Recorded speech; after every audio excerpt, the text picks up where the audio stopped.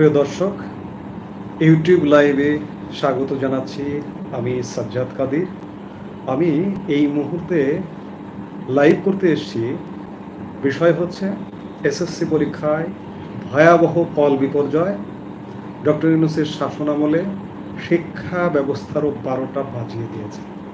এই প্রসঙ্গটা নিয়ে আপনাদের সামনে কথা বলবো। আপনারা জানেন যে গতকাল 2025 সালের সারা দেশের ফলাফল ঘোষণা করা হয়েছে। এই ফলাফল বিশ্লেষণে দেখা যায় যে বাংলাদেশের ইতিহাসে একটা অন্যতম বিপর্যয়কর ফলাফল। বলা হচ্ছে যে 16 বছরের মধ্যে সর্বনিম্ন ফলাফল এটি। এসএসসি মানে মানুষের জীবনে একটা গুরুত্বপূর্ণ ধাপ। শিক্ষা জীবনের যদি বলা যায় ভিত্তিভূমি, ভিত্তিপ্রস্তর স্থাপন, তাহলে এসএসসি পরীক্ষাকে বলা হয় এবং সেই ফলাফলটি অত্যন্ত গুরুত্বপূর্ণ। সেই গুরুত্বপূর্ণ ফলাফলটি এমনটাই বিপর্যয় যে বিপর্যয় আপনাকে বুঝিয়ে দেবে যে ডক্টর ইউনূসের সকল ক্ষেত্রে বিপর্যয়ের মধ্যে শিক্ষা ক্ষেত্রেও একটি বড় বিপর্যয়ের ঘটনা ঘটেছে। এবং আসলে আজকে কথা বলতে এলে মনে হয় যে ডক্টর ইউনূসের শুধু নেগেটিভ কথা বলছে। পজিটিভ বা ইতিবাচক কথা বলবার মতো কোনো কথা আছে? কথা নেই। যদি থাকতো আমরা কেন বলবো না? ডক্টর ইউনূস কি আমাদের শত্রু নন। তিনি এই দেশেরই মানুষ, এই দেশেই জন্ম নিয়েছেন, এ দেশের আলো বাতাসেই বেড়ে উঠেছেন। সেই মানুষ তো আমাদের শত্রু হবার কথা নয়। কিন্তু তিনি যেভাবে দেশ শাসন করছেন তাতে সকল ক্ষেত্রের মতো শিক্ষা ক্ষেত্রেও ভয়াবহ বিপর্যয় নেমে এসেছে। আমি যদি একটু পরিসংখ্যানের কথা বলি যে 2009 সালের পর এবারই এসএসসিতে সর্বনিম্ন ফল। প্রথম ধাক্কাটা যদি আপনি চিন্তা করেন, স্বাভাবিকভাবে প্রতি বছর পরীক্ষার্থী সংখ্যা বাড়ে। এবছর কি হয়েছে?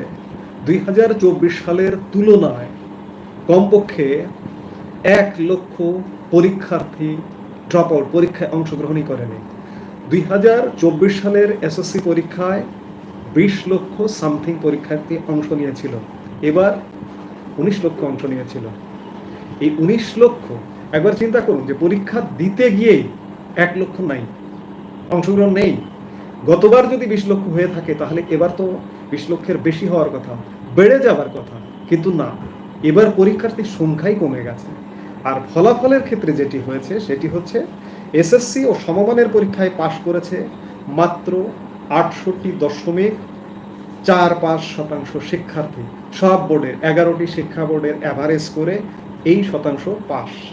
গত বছর অর্থাৎ 2024 সালের চেয়ে পাশের হার কমেছে 14.59%।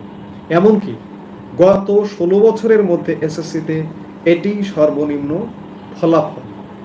এখন ইউনূস সরকারপন্থীরা বলছেন যে শেখ হাসিনা আগে ফলাফল ভালো হতো, শিক্ষায় বাচ্চারা আমাদের আগামীর ভবিষ্যৎ এগিয়ে যেত, সেটিও শেখ হাসিনার দোষ। কিভাবে? এসএসসি পরীক্ষায় শেখ হাসিনার সরকারের আমলে রেজাল্ট ফুলিয়ে ফাঁপিয়ে দেখানো হতো। শেখ হাসিনার সরকারের আমলে শেখ হাসিনা মার্কস বেশি দিতে বলতো। এমন নানা রকম গাল গল্প মেরে আজকে যে ফলাফলটা বিপর্যয় হয়েছে, এই ফলাফল বিপর্যয়টাকে ঢাকবার জন্য একটা প্রচেষ্টা নেওয়া হয়েছে। জিপিএ 5-এও মারাত্মক কম। এবছর কমপক্ষে প্রায় 40,000-এর অধিক কম গত বছরের তুলনায়। এবং আমি বললাম যে গত 16 বছরের মধ্যে 2009 সালের যে ফলাফল ছিল তার ফলাফল, 2009 সালে ফলাফলটা কেমন ছিল? সব শিক্ষা বোর্ডগুলোর তথ্য মতে 2009 সালের এসএসসি পরীক্ষার ফল ছিল 67.41% শিক্ষার্থী, অর্থাৎ পাশের হার ছিল এটি। সেই বিচারে এবারে যদি দেখেন যে এবারে 68.45%। এবার 16 বছরের মধ্যে সর্বনিম্ন পাশ করেছে। 6,60,000 শিক্ষার্থী এবার ফেল করেছে। ভাবতে পারেন? ভাবা যায়? মানে এত বড় বিপর্যয়। আমরা বিগত কয়েক বছর যদি দেখি, বেশ ধারাবাহিকভাবেই প্রায় 75-80% বেশি পাশের হার। এই পাশ এত কেন পাশ করে? এটিও দায়, এটিরও দোষ শেখ হাসিনার। ওই যে বলা হচ্ছে এখন যে শেখ হাসিনার সময়ে মার্কস বাড়িয়ে দেওয়া হতো, রেজাল্ট ফুলে ফেপে প্রকাশ করা হতো, এবার ফলাফল মারাত্মক খারাপ, ভয়াবহ খারাপ বিধায় রেজাল্টের আগের দিনই গত পরশু থেকেই একটা প্রচারণা দেওয়া হচ্ছিল যে এবার অধিক মার্কস দেওয়া হয়নি, এবার ফুলিয়ে ফাঁপিয়ে রেজাল্ট ঘোষণা করা হয়নি, এবং এবারের ফলাফলটা অ্যাকচুয়াল শিক্ষামন্ত্রীও এমন বক্তব্য দিয়েছিলেন গণমাধ্যমে। কিন্তু এটিকে কি সেভাবে আপনি ভাববেন?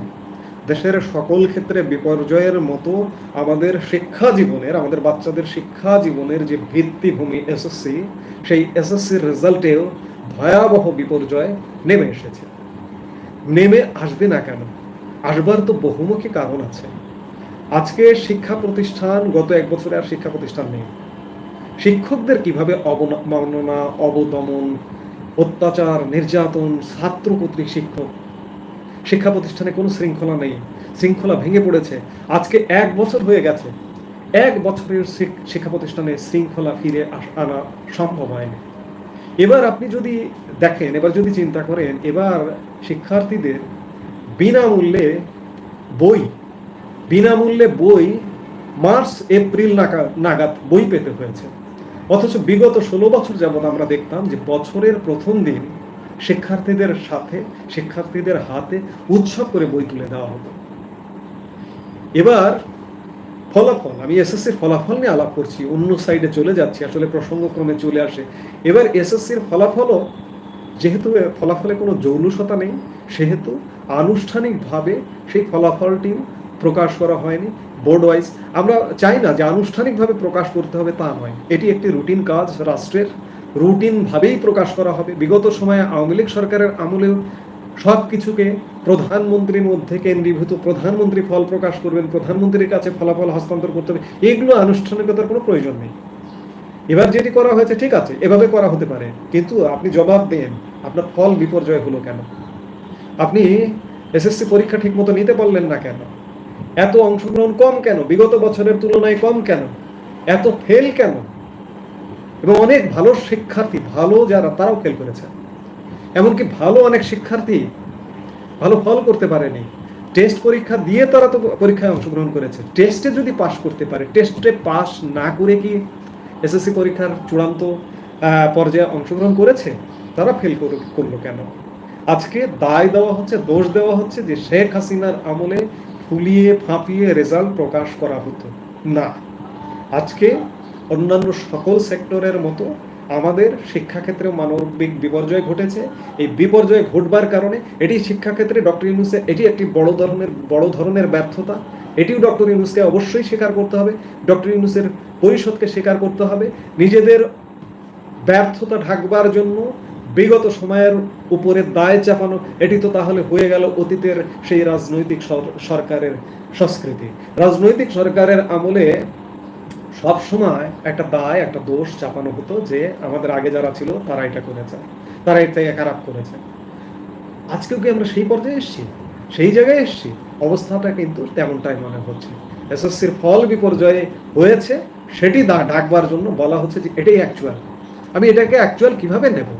গত 1 বছর, হ্যাঁ মানছি যে গত 1 বছর যাবৎ শিক্ষার্থীদের মধ্যেও একটা মানসিক হেলথ, মেন্টাল হেলথ যদি বলি, মেন্টাল হেলথে একটা ভয়াবহ বিপর্যয় নেমে এসেছে। কিন্তু তাই বলে 20 থেকে 19-এ নামতে পারে, কিন্তু 20 থেকে আমি যদি নেমে যাই 15-এ, 14-এ, সেটাই কিন্তু চোখে পড়বার মতো।